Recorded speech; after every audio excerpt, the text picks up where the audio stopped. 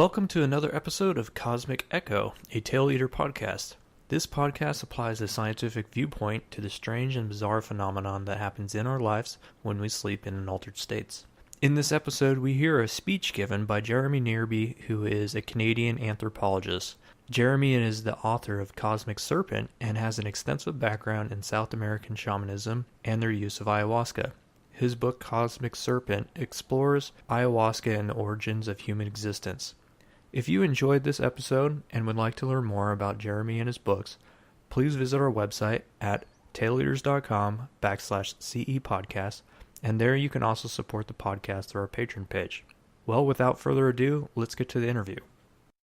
It's a great privilege for me, really, just to be here in my home office. It's a place where I've been doing all my thinking and reading and writing for the last 12 years.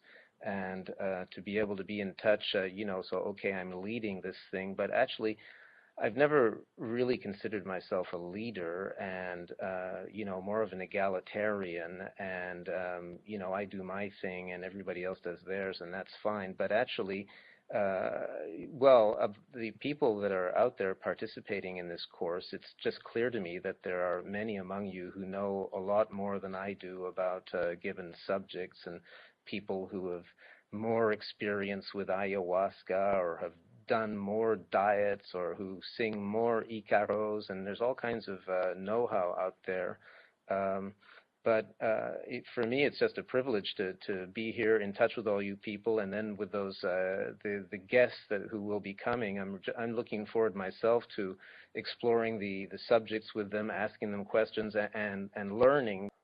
So it's a privilege to be able to launch this thing.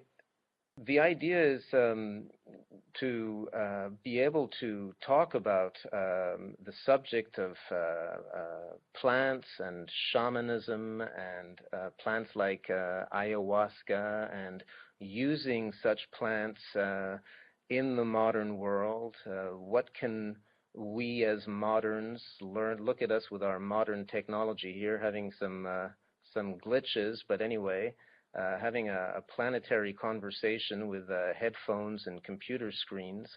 What can people like us learn from indigenous cultures like the Indians in the Amazon? I've been thinking about that stuff. It's true for, I think, about 25 years now.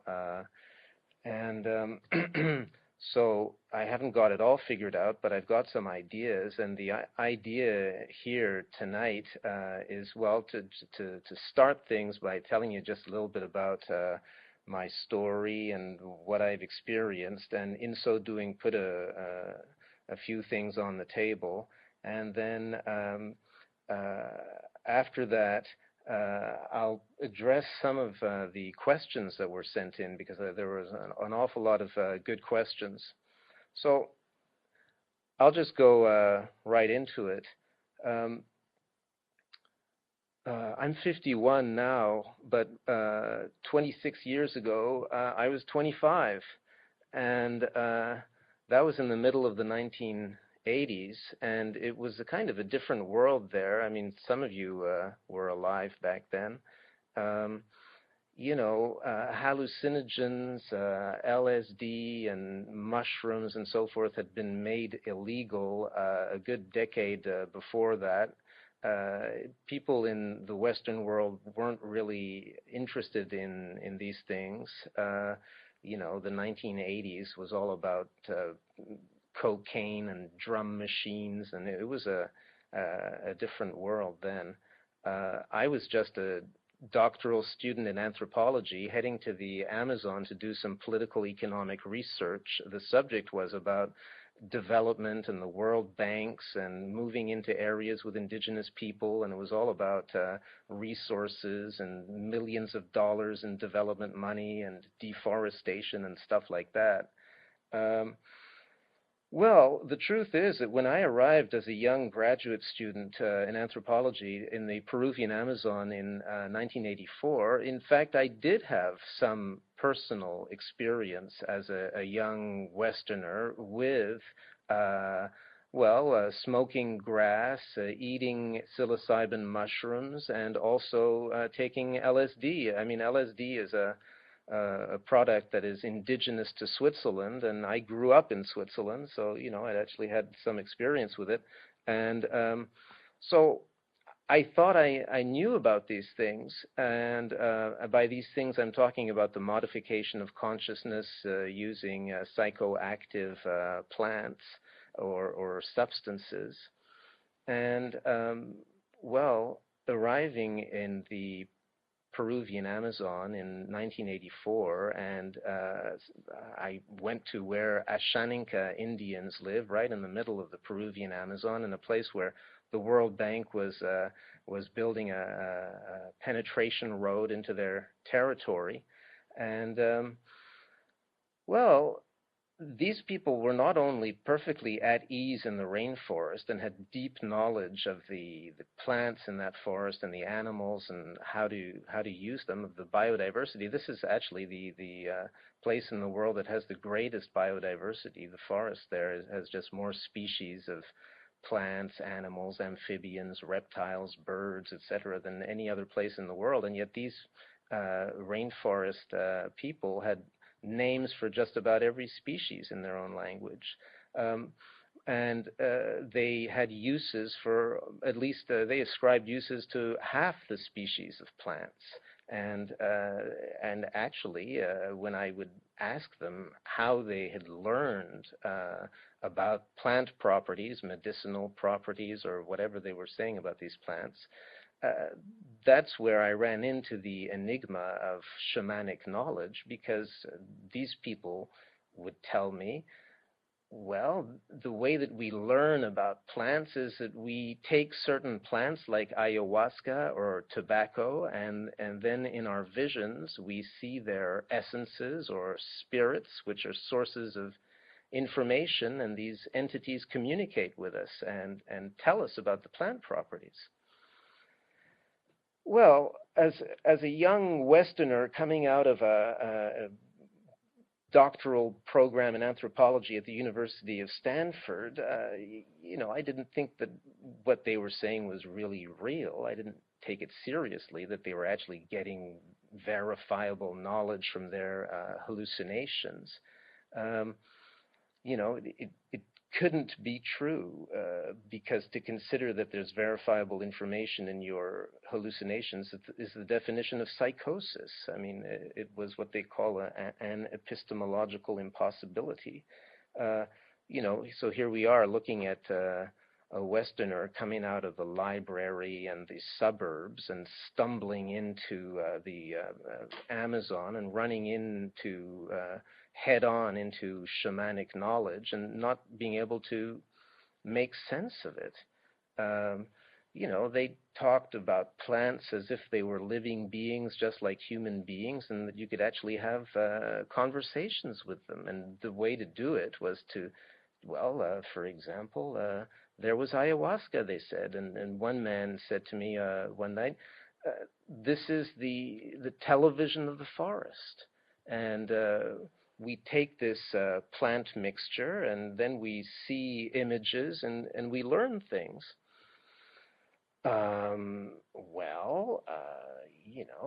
I considered that I was experienced, as Jimi Hendrix put it, and that I'd taken LSD before, and I knew about this kind of thing, and I wasn't really...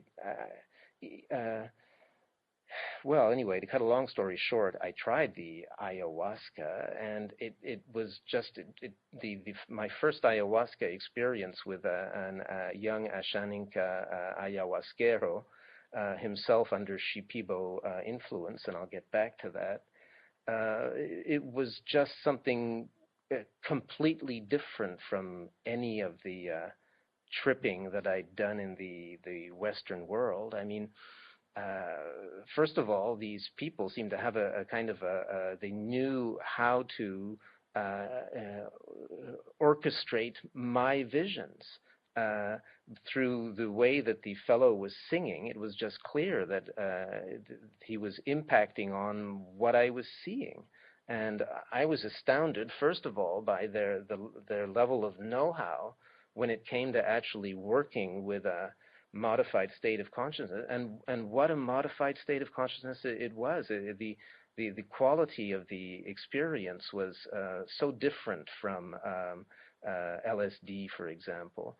I think somebody has said, well, LSD makes me think, whereas ayahuasca makes me experience. And I think that there's something to that. I found myself plunged into a world of that beyond what I imagined, of enormous fluorescent serpents that were about 15 yards long, 1 yard high, and these entities started explaining things to me about myself that were difficult to difficult to deny, but also difficult to accept. They said, "You're just a human being, a tiny human being," and as an anthropologist, I was studying human beings. I was a human being who was studying human beings. And what this experience, this plant mixture, and the combined with the singing of the shaman did, was put me in front of my own presuppositions immediately. And well, it was kind of like an antidote to the anthropocentrism of anthropology, which is just what the young doctor ordered, as it were. This can be pretty culturally challenging. I found it very challenging. And at the same time, one can see right here one of the values of immersing oneself in another culture and another way of approaching knowledge is that it confronts you immediately with your own presuppositions. That's what I ran into with my first ayahuasca, approaching things and having that experience where it actually leads you to question what you yourself believe about the world. And, why do we believe certain things about reality? Well, we've picked it up through our education and through our culture, and without even thinking about it. I think that the culture that that people carry around with them is kind of like the glasses through which you look out and look at the world if you actually wear glasses. It's the gaze that you have on the world. Most of the time, people don't really like to take off their glasses and consider how they look at the world. But that's what this experience of going into a radically different place like the Amazon and approaching a knowledge and healing through this complete other medium. There's a question that comes up as to, well, how do Amazonian Indians perceive us? Well, once again, this can get into some pretty strange territory, but that's also what's interesting about it. It took me a while to figure out, as I was living with Ashaninka people, that they thought of me as some kind of vampire. Pishtacos, they say in their language. In other words, they conceive as white people as not necessarily coming from the same world as themselves, but coming from a kind of underworld, and that's why we're so pale. And what they say about these Pishtacos is that they're actually interested in extracting the body fat of Indian women and children so that we can turn it into oil, and fine oil, which we use to run our machines. Well, the first time that I understood that these indigenous Amazonian people thought I was a vampire, I mean, I was a little horrified and at the same time kind of amused. But then I also realized how difficult it is to actually prove that you're not a vampire. I also saw that actually it was a pretty good metaphor for what European and North American people had done to them over the centuries. In other words, we'd always gone in there and extracted wealth and wood and gold and oil, and we're just thirsty for resources, and we are kind of resource vampires. So actually their vision of white people as a whole bunch of vampires was a pretty correct metaphor if you look at it historically. It's not always easy to, so when you actually go to the Amazon and you do run into indigenous Amazonian people, and they do have this understanding of you, it's not necessarily easy to be there and to consider that this is how they see you. But I mean, we've inherited the history that our ancestors made, and we've just got to live with it. A particular time when I was with my main Ashaninka consultant, and we went to see his shaman teacher. He was an old Ashaninka man who was so old that he didn't even know his age, because he was born before the Ashaninkas learned how to count.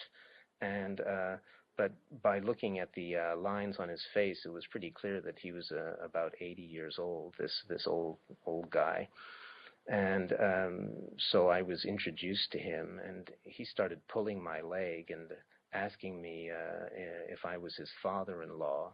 And he did this about 20 times in a row. And actually, I learned later that what he was saying was, "May I have sexual access to your daughters?" But I didn't understand the joke, and so he kept on just asking me whether I was his father-in-law. Konki, konki, and I could see that he'd been taking generous portions of tobacco paste out of his gourd. This guy was an old tobacco shaman, and so anyhow, to cut his questioning me about whether I was his father-in-law short, I asked him if I could have some of his tobacco paste. And so he gave me his gourd, and I took some. It's this kind of a thick, syrupy stuff, and you put a stick in it, and then you take some of the tobacco paste and put it in your mouth. And so I did this, and then let my main informant get on in his conversation with the old man, and I was just sitting there, as in, sometimes as when you're doing anthropology in the rainforest, you just sit there and say nothing for a while and let the people do their stuff.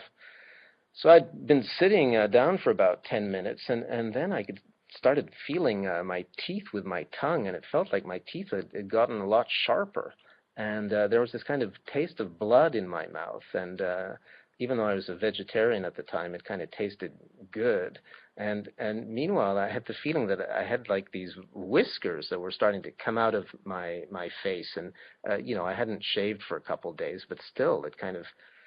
And then the next thing I knew, I was looking at these chickens that were clucking around, and I was gradually being overcome by the feeling of being a feline. And this tobacco paste was getting me to be inside the skin of a kind of a jaguar.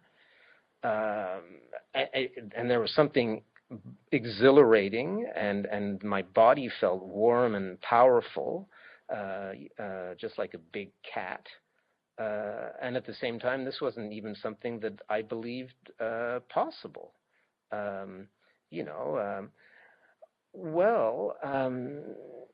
That experience of actually feeling like a jaguar in broad daylight for a good half hour, I both knew that I wasn't a jaguar, but it was still a fairly impressive experience.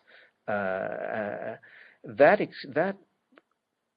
feeling of actually being feline has stayed with me since. I can refer back to it like a very strong memory. And being able to actually think of oneself as an animal, I found a very powerful and enriching experience, if only as a way of getting back inside my body and accepting the fact that I am an animal, quite simply, and that there's no shame about it. In fact, there's a pretty impressive power about it. Yeah, and this is the kind of stuff when one goes through these experiences, well, there are some tips that anthropologists have picked up along the way because they've done a lot of thinking. I mean, there's one guy called Claude Lévi-Strauss, and his way of making sense, or one of the ways that he made sense of how indigenous people talk about knowledge, is they put it in myths. So he talked about indigenous mythologies around the world, and his point was that in the indigenous point of view, animals are not only good to eat, they're also good to think. Well, that's a kind of a pretty French statement, animals are good to think. But I think that thinking like a jaguar is interesting, and you can learn things. And so they are good to think. And more broadly, I think that all this stuff is good to think. Allowing oneself to entertain thoughts that are kind of outside of one's own culture is interesting and enriching. It's not always easy, but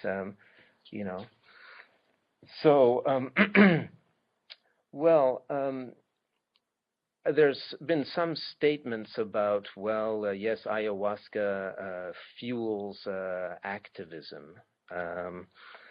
It's true that I was a bit of an activist before I went to the Amazon, and then coming out of the Amazon, I became a professional activist, and that's been, 21 years now that I've been employed to be an activist in favor of indigenous Amazonian people for a small Swiss NGO. I think that having experiences with the shamanic world, with the world of ayahuasca and tobacco, made me understand that there was more to reality than my eyes showed me normally, that there was a world inside the rainforest, in the plants and animals there, that was teeming with intelligence and intention, that it wasn't just a bunch of vegetables or plants or resources, that it was actually a living world, and that the indigenous people who'd been living there for many years had a deep and intimate knowledge about it that somehow contradicted some of our own cultural presuppositions, but was just too interesting to ignore. I think that ayahuasca can amplify things. It's even a kind of a non-specific amplifier, so it's not going to turn everybody into activists, but it certainly didn't hinder my activism and probably did amplify it. But the main motivation behind becoming an activist, really, I remember from getting back from the Amazon after a couple of years back to the Western world, is that the Western world deconsidered these people so much, whereas my experience with them was that they were just wonderful people just like you and me, and that it was it's just a shame for us to be bulldozing their forest and calling them prehistoric obstacles to progress, whereas in fact they were valid people and they had something to contribute. And that was the thing that really pushed me to try to do something about it. But what I've learned is, so here we are looking at what we can learn from indigenous people, but the question has also been asked is, what can we do for them? And it's been about time that we start asking that question, because if you look at the last 500 years, it hasn't been very brilliant. It's been all about what Euro-Americans can take from the rest of the world, how we can dominate them and submit them and extract their wealth. But so now we're starting to ask the question of reciprocity. That's obviously a good thing, but the fact is that helping people is difficult, and I actually think the name of the game is to help people help themselves, because otherwise you just make them dependent. But even that is a fine art.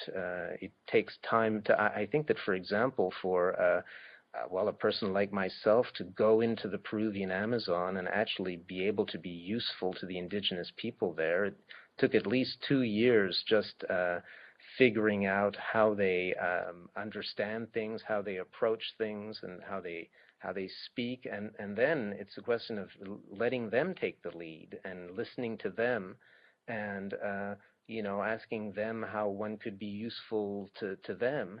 And what I was told was that I would be most useful not in Peru, but back in my country, and trying to make them understandable here and trying to get support for their initiatives. So, it's actually almost like a full-time job of to really be able to be useful to people. And I think that even if one has good intentions, one has never been to the Amazon, one says, okay, I'll be interested in learning about ayahuasca, but at the same time I'd like to be reciprocal, and I'd like to help the indigenous people with their struggle. So it's actually difficult to be useful to them, but I think that one can start, and this is, I think, also what this course is about. One can start simply by learning with respect. I think that actually, finally, to have Europeans and North Americans who go towards indigenous cultures and indigenous people saying, I would like to learn from you and with you. This is really a progress compared to what we've seen in the last 500 years of history. So, I think that just being willing to learn from them in some ways reverses history. Another thing that, making them kind of guardians of the past, as it were, by putting them into that kind of romantic role, it also kind of excludes them from being in the dynamic process of history. And they're not just victims of the last 500 years. They're also people who are busy resisting, and they've been living the birth of the industrial world and then how it descended on the Amazon. They've been participating in the history we've all been participating in. And I think just recognizing that history and what has gone on with the conquistadors and then the missionaries and now the gold diggers and the petroleum companies and the anthropologists and now the tourists. I mean, this whole world, it's part of their reality just as much as it's part of ours. I think that history is important in general, but in particular when one is looking at complex situations like this. And that's something that Francis Huxley and I tried to show in our book, Shamans Through Time, is if you don't take a historical perspective on such subjects, it's really difficult to understand what's going on. And when you do take a historical perspective, suddenly things become a bit more clear. What's become clear about the relationship between, let's say, the Western world and shamanism is that it's been a difficult relationship, and for centuries, Westerners had a hard time coming to actually understand the subject, and actually tended to project their own preoccupations onto it. That's why it's important to. There's a subtext to all this, is that if you want to go into this whole area, it's worth reading books. Acting in the world is important. Working with plants is important, and reading books is also important. And then there's websites as well, but still a lot of important information, I think, is contained in books. So hooray for books, hooray for books. Um, there's the question as to what indigenous people aspire to now. Well, first of all, who am I to, speak for them?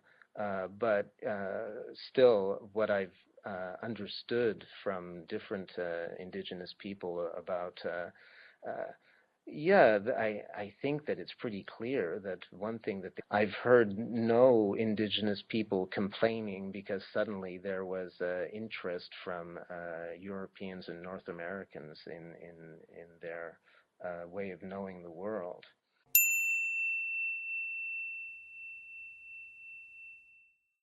If you enjoyed this episode of Cosmic Echo and would like to learn more about Jeremy Narby and his work on shamanism and ayahuasca, you can visit our website at taileaters.com/CE podcast and find links there. You can also support our podcast through our Patreon page located at the same website.